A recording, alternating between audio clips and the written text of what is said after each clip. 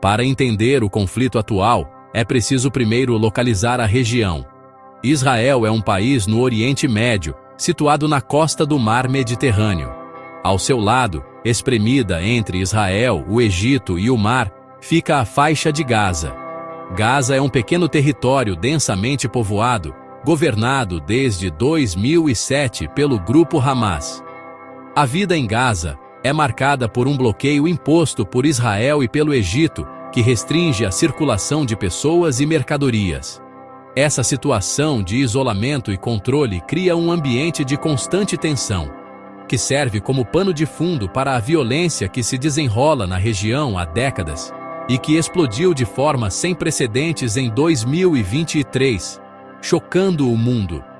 A guerra atual começou em 7 de outubro de 2023. Naquele dia, o Hamas lançou uma operação surpresa e em larga escala contra Israel, chamada Dilúvio de Al-Aqsa. Milhares de foguetes foram disparados de Gaza, enquanto centenas de combatentes do grupo romperam as barreiras de segurança, invadindo cidades e comunidades no sul de Israel. O ataque foi brutal e indiscriminado, pegando as forças de segurança e os civis israelenses completamente de surpresa. Foi o dia mais mortal na história de Israel, um trauma profundo que alterou drasticamente a política e a mentalidade do país, desencadeando uma resposta militar de uma magnitude nunca antes vista. Mas o que é o Hamas e por que ele atacou? O Hamas é um movimento político e militar palestino, de orientação islâmica. Seu objetivo declarado é a criação de um Estado Islâmico em todo o território da Palestina histórica, o que implica a destruição de Israel. Por isso, é considerado uma organização terrorista por Israel, Estados Unidos, União Europeia e outros países. O grupo justificou o ataque de 7 de outubro como uma resposta à ocupação israelense, ao bloqueio de Gaza e às supostas ameaças de Israel à mesquita de Al-Aqsa, em Jerusalém, um local sagrado para os muçulmanos. Para o Hamas, a ação foi um ato de resistência contra o que eles veem como décadas de opressão. Os resultados do ataque de 7 de outubro foram devastadores. Cerca de 1.200 pessoas foram mortas em Israel, a maioria civis, incluindo crianças, mulheres e idosos, assassinados em suas casas, em ruas e em um festival de música. Além das mortes, os militantes do Hamas sequestraram mais de 250 pessoas, levando-as como reféns para a faixa de Gaza. Essas pessoas, incluindo cidadãos de várias nacionalidades, se tornaram uma peça central e trágica do conflito que se seguiu. O sequestro em massa adicionou uma camada de angústia e complexidade à crise, pressionando o governo de Israel a agir não apenas para se defender, mas também para resgatar seus cidadãos. A reação de Israel ao ataque foi imediata e implacável. O governo israelense declarou guerra ao Hamas, prometendo duas coisas: destruir completamente a capacidade militar e de governo do grupo e libertar todos os reféns. Para alcançar esses objetivos, as forças de defesa de Israel iniciaram uma das campanhas militares mais intensas da história recente. A primeira fase consistiu em bombardeios aéreos massivos sobre a faixa de Gaza, visando a infraestrutura do Hamas, como túneis, centros de comando e residências de líderes. Essa ofensiva aérea preparou o terreno para a segunda fase, uma invasão terrestre que começou semanas depois, em 27 de outubro de 2023. A escala da destruição em Gaza é alarmante. A campanha militar israelense transformou vastas áreas do território em ruínas. Bairros inteiros foram pulverizados, e a infraestrutura essencial, como hospitais, escolas, estações de tratamento de água e redes elétricas, foi severamente danificada ou completamente destruída. Imagens de satélite e relatos do local mostram uma paisagem de devastação. Segundo as Nações Unidas, a ofensiva deixou a maior parte da população de Gaza desabrigada.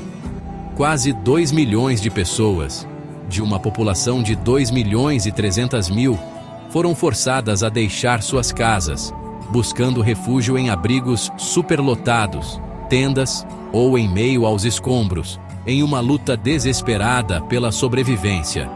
Os números de vítimas refletem a intensidade do conflito. De acordo com o Ministério da Saúde de Gaza, controlado pelo Hamas, o número de palestinos mortos ultrapassou 60 mil até meados de 2025. Uma parcela significativa dessas vítimas, mais de 30%, são crianças e adolescentes. Milhares de corpos ainda estão desaparecidos sob os escombros. Do lado israelense, além dos mortos no ataque inicial, centenas de soldados morreram durante a operação terrestre em Gaza. A disparidade nos números de vítimas evidencia a natureza assimétrica do conflito e o preço terrível pago pela população civil, presa no meio dos combates. Além das bombas, uma crise humanitária de proporções catastróficas se instalou em Gaza. Com as fronteiras controladas e a entrada de ajuda severamente restrita, a fome se tornou uma arma de guerra. A ONU declarou oficialmente estado de fome em partes do norte de Gaza em 2025, com centenas de pessoas, principalmente crianças, morrendo de desnutrição e desidratação.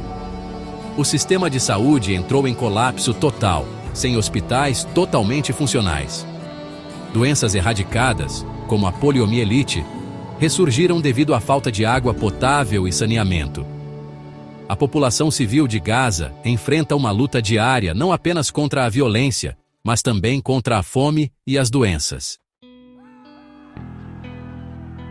A questão dos reféns israelenses capturados pelo Hamas é um dos pontos mais sensíveis e difíceis do conflito. Desde o início, a libertação deles tem sido uma das principais exigências de Israel e uma fonte de enorme pressão interna sobre o governo. As famílias dos reféns realizam protestos constantes, pedindo um acordo a qualquer custo. Ao longo de meses de guerra, algumas negociações, mediadas principalmente por Catar, Egito e Estados Unidos, resultaram em breves tréguas e na troca de alguns reféns por prisioneiros palestinos detidos em Israel. No entanto, muitos reféns permanecem em cativeiro, e há a confirmação de que dezenas deles já morreram em Gaza. As negociações para um cessar-fogo permanente e a libertação de todos os reféns têm sido extremamente difíceis. O Hamas exige o fim completo da guerra, a retirada total das tropas israelenses de Gaza e a libertação de milhares de prisioneiros palestinos. Israel, por sua vez, insiste que não encerrará a ofensiva até que o Hamas seja desmantelado e não represente mais uma ameaça, além de exigir a libertação incondicional dos reféns restantes. Esse impasse fundamental tem frustrado os esforços diplomáticos. Mesmo quando acordos parecem próximos, a desconfiança mútua e as posições endurecidas de ambos os lados fazem com que as conversas fracassem e os combates são retomados com intensidade. A comunidade internacional está profundamente dividida. Os Estados Unidos, tradicionais aliados de Israel, forneceram apoio militar e diplomático, mas a administração americana tem aumentado a pressão sobre o governo israelense devido ao alto número de mortes de civis. Países europeus, como França e Reino Unido, também expressaram preocupação e anunciaram a intenção de reconhecer um Estado palestino como forma de pressionar por uma solução. Ao mesmo tempo, o conflito gerou acusações graves. A África do Sul levou Israel à Corte Internacional de Justiça, acusando o país de genocídio, uma acusação que Israel nega veementemente, afirmando que sua guerra é contra o Hamas, não contra o povo palestino. A guerra também reverberou por todo o Oriente Médio, aumentando o risco de um conflito regional mais amplo. Grupos apoiados pelo Irã, como o Hezbollah no Líbano e os Houthis no Iêmen, lançaram ataques contra Israel em solidariedade ao Hamas. Em 2024, o Irã, principal patrocinador do Hamas, atacou Israel diretamente pela primeira vez. Essa escalada de tensões regionais complica ainda mais o cenário, transformando o conflito entre Israel e Hamas em um campo de batalha para rivalidades maiores, principalmente entre Israel, Estados Unidos e o eixo liderado pelo Irã.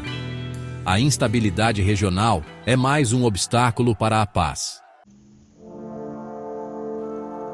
Hoje, 15 de setembro de 2025, os desafios para alcançar a paz parecem maiores do que nunca.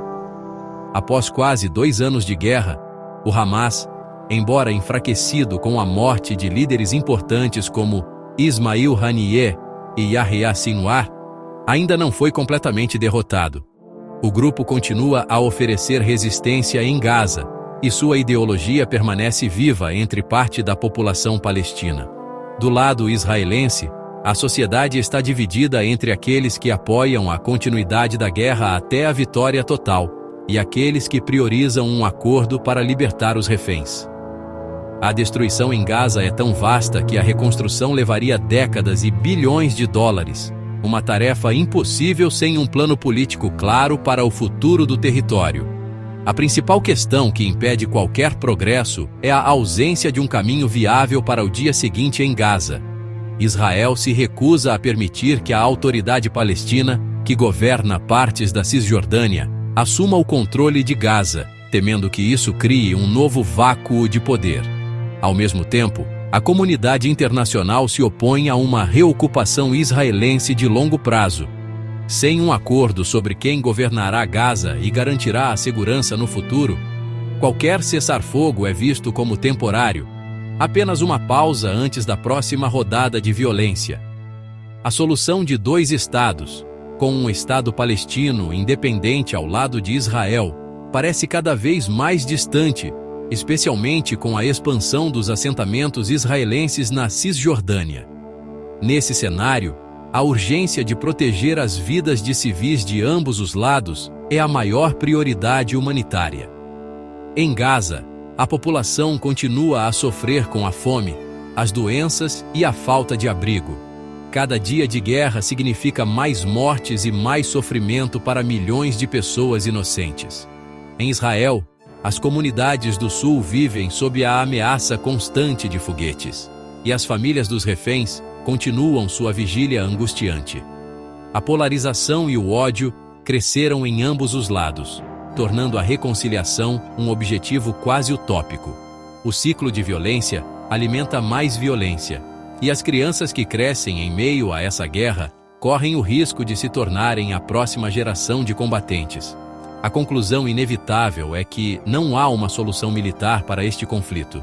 A segurança de Israel não pode ser garantida apenas pela força, assim como as aspirações do povo palestino, por autodeterminação, não podem ser ignoradas indefinidamente. A única saída passa por um compromisso político difícil, que exija concessões dolorosas de ambos os lados, e um forte envolvimento da comunidade internacional para garantir sua implementação. Proteger vidas inocentes e quebrar o ciclo de destruição exige mais do que armas. Exige coragem para buscar a paz, mesmo quando ela parece impossível. Sem isso, a tragédia que se desenrola desde outubro de 2023 continuará a consumir futuras gerações.